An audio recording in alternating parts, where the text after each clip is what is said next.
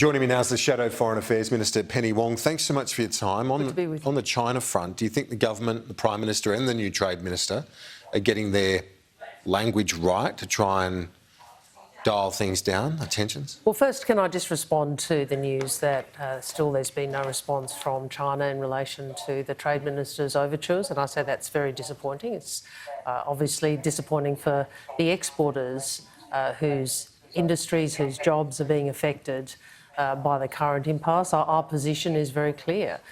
We want China to abide by the trade rules that were agreed, and we support the government in their efforts to ensure that those are complied with. I would say the government has come late to the party when it comes to diversifying our markets. I mean, we are very dependent on the Chinese economy. The government's been in for 7 years.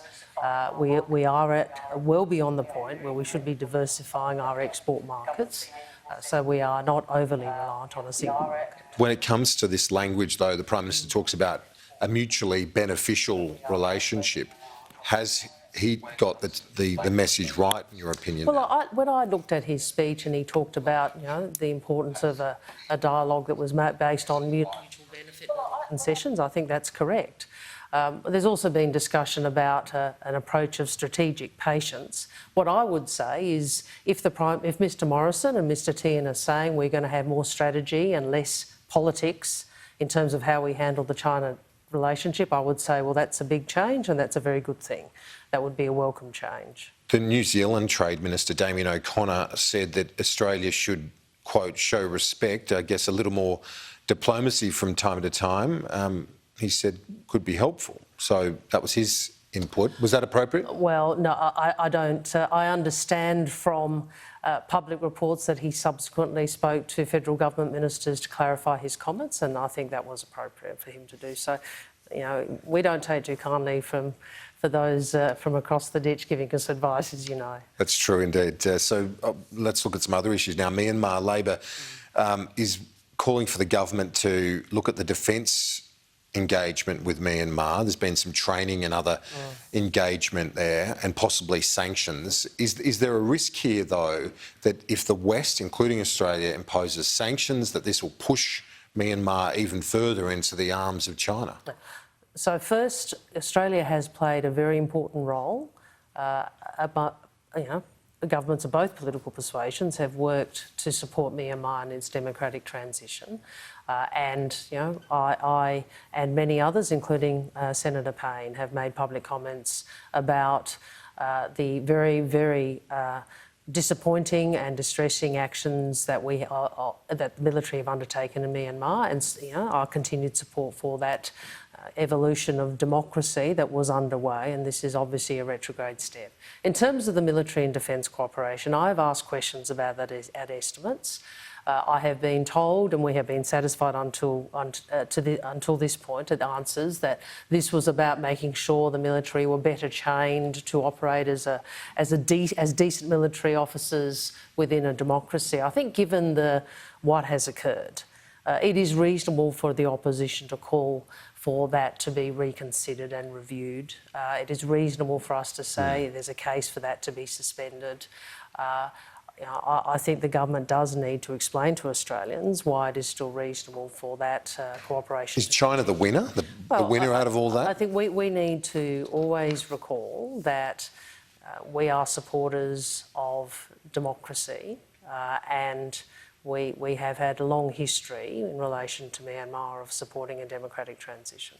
The Joe Biden effect, it looks like it's having an impact here. The Prime Minister increasingly it seems more certain that they're going to land at a 2050 net zero emissions. That's certainly the indication. Have you told Matt Canavan that? Well, I think the Prime Minister might have told him when he said it was preferable 2050. Well, he's using very careful language, preferable, and certainly, and I know this must be challenging for him given his affinity with and his alignment with the former President Trump, but I know the Prime Minister has shifted his language. He will, when he finally does get to speak to President Biden, I think, need to be very clear about how Australia is going to shift from being an isolated laggard to a country that is doing its share in the fight against. Is that a good thing that there's a shift happening in the face of the new president? Well, I think it's only a shift in terms of words.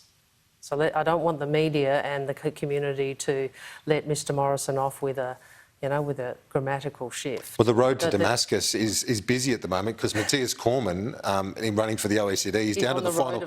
Well, this conversion to the climate effort, he's down to the final two, and he's written an op-ed where he says achieving global net zero emissions by 2050 requires urgent and major international effort. It's a pity he didn't say this when he was finance minister. But look, I think the reality of Australia's isolation, particularly given the election of a US president who is very clear about his priorities when it comes to climate, is becoming clear to us all. And I think Scott Morrison is not going to get away with simply changing sentence structure.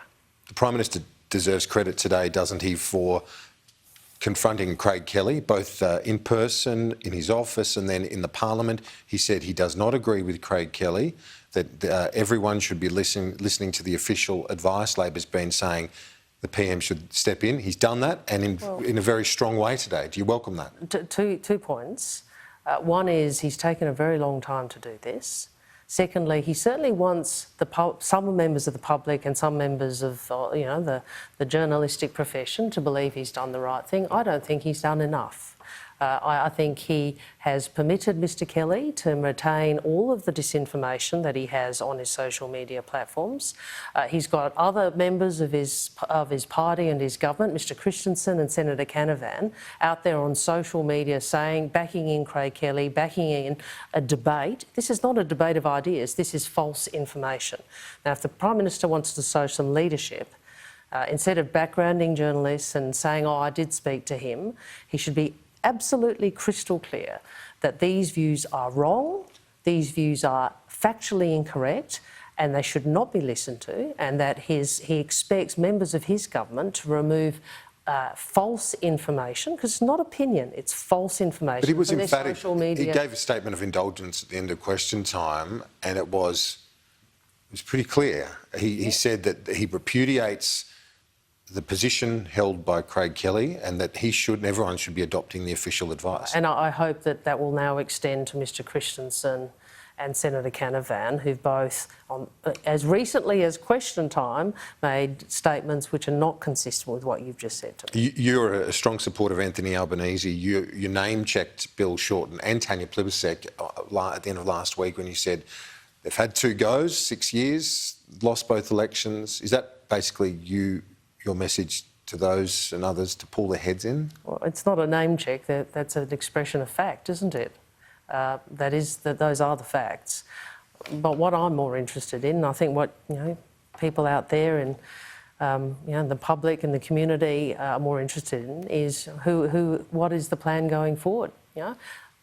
Australians deserve a Prime Minister who is on their side. Instead, they've got a leader in Mr Morrison, who is delivering a reduction in JobKeeper, or an ending of JobKeeper, a reduction in JobSeeker, and an economy where 2 million people want more work or are unemployed. Well, I think they deserve a Prime Minister who is on their side, and that's why Labor will be campaigning as hard as we can behind Anthony Albanese towards the next election. And you've been in Parliament for a long time. You've made a big commitment. You've got a young family. You're going to be here for a bit longer. I know Anthony Albanese had to, make the case for you to stay. Is that going to continue? Absolutely, and in fact, I don't know if it's public, but I'll make it public. Senate nominations have opened again in South Australia, and I'm putting my hand up again.